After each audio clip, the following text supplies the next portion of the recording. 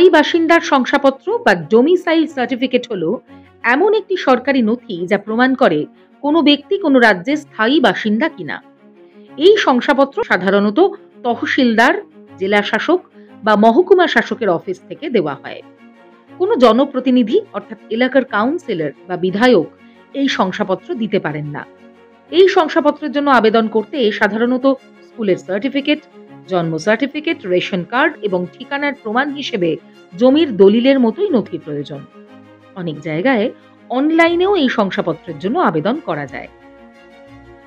Forest rights certificate বা বনাধিকার শংসাপত্র জেলা স্তরের কমিটি অর্থাৎ বেশিরভাগ ক্ষেত্রেই সংশ্লিষ্ট জেলার জেলা শাসক দেন। একটি প্রক্রিয়ার মধ্যে দিয়ে ওই শংসাপত্র পাওয়া যায়।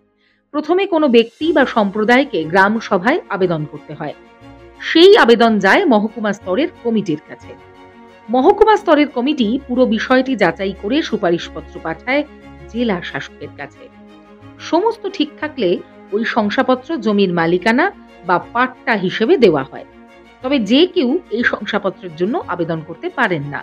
বনাঞ্চলে বসবাসকারী তফসিলি জাতি, জনজাতি এবং অন্যান্য ঐতিহ্যবাহী বনবাসীরাই এই শংসাপত্র পাওয়ার যোগ্য। ফলো করুন বর্তমান।